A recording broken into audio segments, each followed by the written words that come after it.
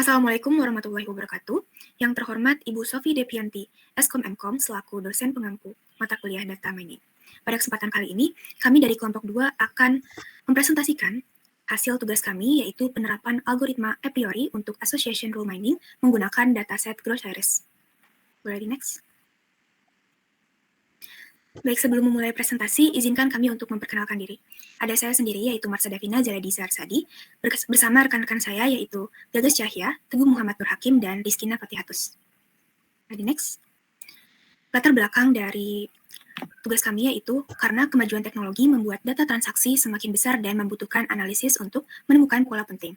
Salah satu teknik yang banyak digunakan adalah association rule mining atau market basket analysis, yang bertujuan untuk menemukan hubungan antara barang dan dalam transaksi. Dalam praktikum ini, digunakan algoritma a priori untuk menganalisis pola pembelian dalam dataset Groceries, sehingga terlihat item yang sering dibeli bersamaan. Boleh di next? Baik, untuk tujuannya yaitu yang pertama, untuk menerapkan algoritma a priori untuk menemukan frequent item set pada dataset. Kemudian yang kedua, untuk menghasilkan aturan asosiasi menggunakan metrik dan juga support confidence dan lift. Kemudian yang terakhir, untuk menginterpretasikan pola pembelian agar dapat mengetahui kemungkinan hubungan antar produk. Next. Selanjutnya manfaatnya, yang pertama untuk memberikan pengalaman langsung menerapkan algoritma a priori pada data nyata. Kemudian yang kedua untuk memahami pola pembelian pelanggan berdasarkan data transaksi, dan yang terakhir diharapkan bisa menjadi dasar dalam membuat strategi bisnis seperti rekomendasi produk dan juga penempatan barang. Boleh di next? Baik, untuk penjelasan lanjut akan dijelaskan oleh rekan saya, Gagas. Selanjutnya untuk alat tambahan serta dataset yang kami gunakan yaitu ada program Google Colab, yang kedua kami menggunakan library Python, lalu yang ketiga kami menggunakan device laptop, lalu yang keempat kami menggunakan pemrograman bahasa Python, dan yang terakhir kami menggunakan dataset dari Kaggle yang bernama Groceries. Selanjutnya untuk langkah praktikumnya yaitu yang pertama kami mengimport library-nya dulu, lalu yang kedua kami melakukan loading pada dataset, yang ketiga kami melakukan pre-processing data, lalu yang keempat kami melakukan one-hot encoding, lalu yang kelima kami menjalankan a priori, yang keenam kami melakukan association rule, lalu yang terakhir kami melakukan tahap visualisasi. Untuk tahap hasil praktikumnya saya silakan kepada rekan saya Teguh Muhammad Hakim. Oke, next. Selanjutnya hasil praktikum di sini dataset yang kami gunakan memiliki jumlah baris yakni sekitar 38.765 baris. Kemudian untuk jumlah pelanggan unik berada di angka sekitar 3.898 dan jumlah item unik berada di angka sekitar 167. Di mana pemrograman ini berhasil menampilkan 10 baris pertama dataset dengan 3 kolom yakni number member dengan tipe data integer, kemudian date dengan date time, dan item description sebagai objek. Semua kolom telah terisi dengan tipe data yang tepat dan konsisten sesuai dengan kebutuhan analisis. Dataset telah memenuhi persyaratan untuk diproses ke tahap berikutnya yakni analisis association rule mining. Next. Kemudian untuk selanjutnya ada tahap processing, di mana kami menghapus baris yang memiliki nilai kosong pada kolom item description dan mengubah semua nilai item menjadi huruf kecil untuk menghindari duplikasi akibat perbedaan penulisan. Kemudian mengkonversi kolom date ke format date time sehingga dapat dikelompokkan berdasarkan tanggal transaksi. Menyortir dataset berdasarkan member number dan date. Di sini untuk tabel hasil processingnya, di mana member number menjadi 0, date menjadi 0, dan item description menjadi 0, dan date type menjadi init 64. Dataset sudah berhasil dibersihkan dan siap untuk ke tahap selanjutnya, yaitu pembentukan transaksi. Next. Untuk langkah selanjutnya ada pembentukan transaksi one-hot encoding, di mana setiap transaksi dikelompokkan berdasarkan member number plus date, sehingga satu baris mewakili satu transaksi. Di mana transaksi encode digunakan untuk mengubah daftar item menjadi bentuk biner atau true false, sehingga dapat diproses oleh algoritma a priori. Untuk hasil transaksi one-hot encoding berada di jumlah transaksi yakni 14.963 transaksi, sedangkan untuk jumlah item unik berada di angka sekitar 167 kolom. Dan di sini ada beberapa tampilan dari true false atau item yang jarang digunakan, seperti absolute cleaner, arcade sweetener, baby cosmetic, dan juga bags, di mana di sini menunjukkan nilai false, di mana transaksi menunjukkan item tidak dibeli dalam transaksi. Next. Kemudian untuk selanjutnya ada frequent items, di mana pada tabel frequent item menggunakan kumpulan item yang sering muncul bersama-sama dan memenuhi nilai minimum support, yakni 2% atau 0,02. Algoritma a priori menghasilkan daftar item set berdasarkan nilai supportnya dengan interpretasi di mana bottle water, adalah item yang paling sering dibeli, serta semakin tinggi support, semakin sering item tersebut dibeli konsumen.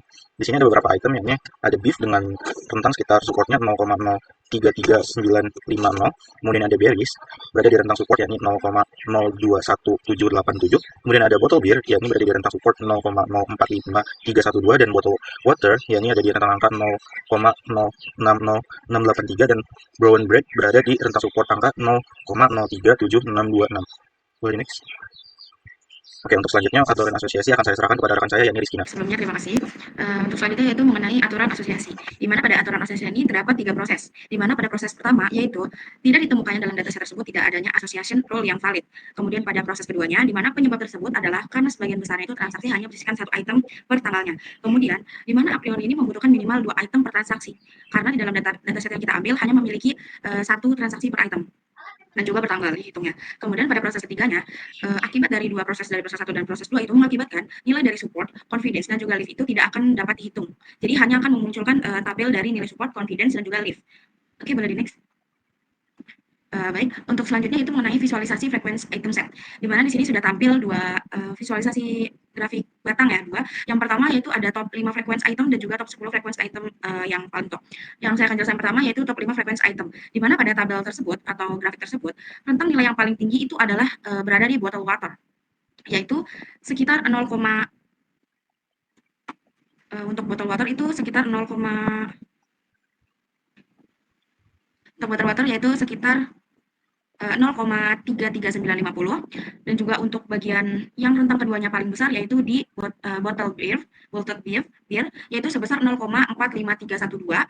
Kemudian yang pada peringkat ketiga yaitu di bagian brown bread yaitu sebesar 0,037626.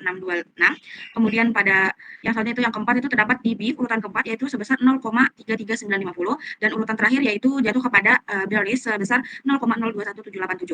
Nah, untuk selanjutnya yang saya akan jelaskan yaitu mengenai top 10 dari frequency item set, yaitu pada tabel grafik berikut batang, di mana pada tabel ini yang paling besarnya yaitu adalah Wall's Milk, di mana Wall's Milk ini menempati grafik sebesar 0,16, dan juga yang untuk selanjutnya yaitu di urutan selanjutnya yaitu terdapat Other Vegetables yaitu di rentang 0,12, dan Rose Buns itu juga sama, dia memiliki sama seperti Other Vegetable di rentang 0,12.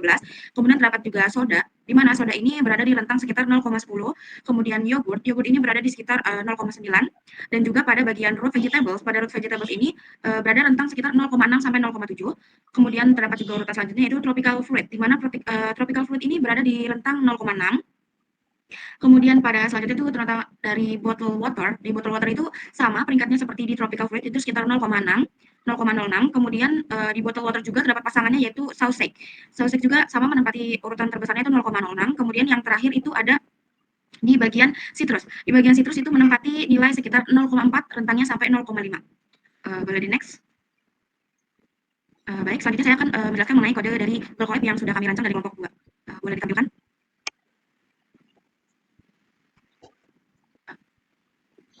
Oke, baik. Sebelumnya ini adalah tampilan dari program yang sudah kami buat di Google Colab.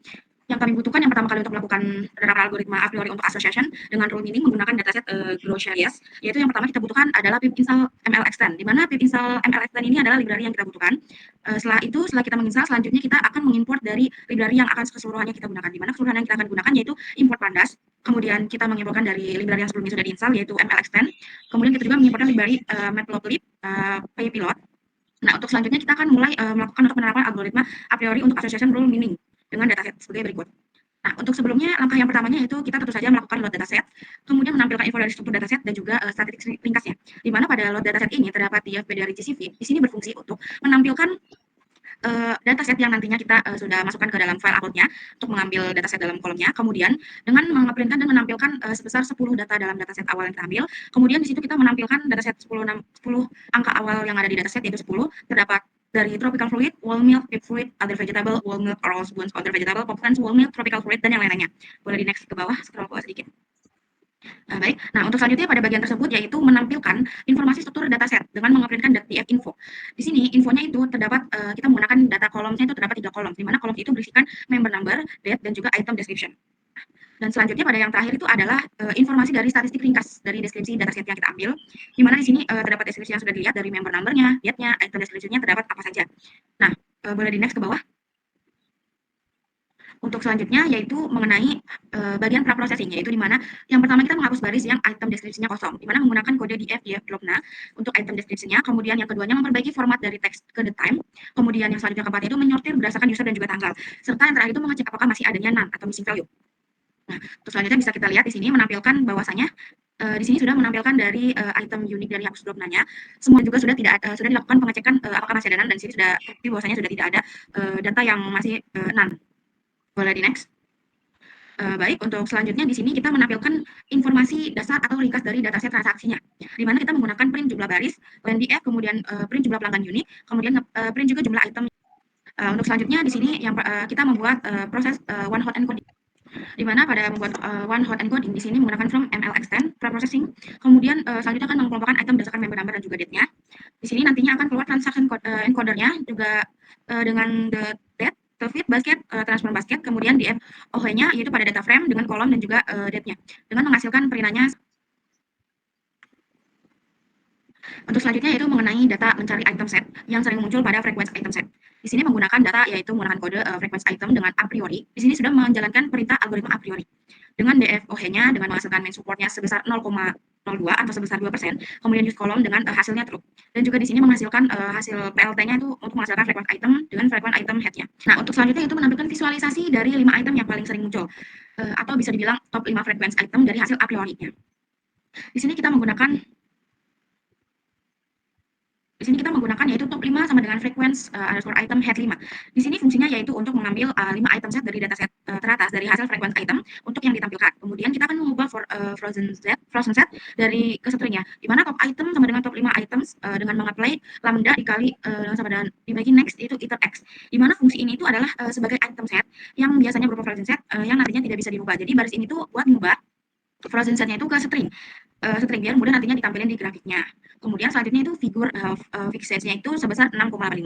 Kemudian menampilkan bar top 5-nya itu akan menampilkan item dan juga top 5-nya itu menampilkan support juga nanti di grafiknya. Kemudian di sini PLT title-nya itu akan menampilkan grafiknya nanti dan menghasilkan titelnya, labelnya, dan juga labelnya itu berisikan item dan support. Baik, untuk selanjutnya yaitu di mana kode tersebut itu difungsikan untuk membuat serta menampilkan aturan dari asosiasi dengan rules dari frequency item set. Di mana dengan kode rules sama dengan association, kemudian rules frequent item, metricnya itu confidence, dan juga mean-nya itu threshold sebesar 0,3. Nah, pada coding tersebut, di mana bagian association rules itu difungsikan untuk membuat aturan asosiasi dari frequency itemnya.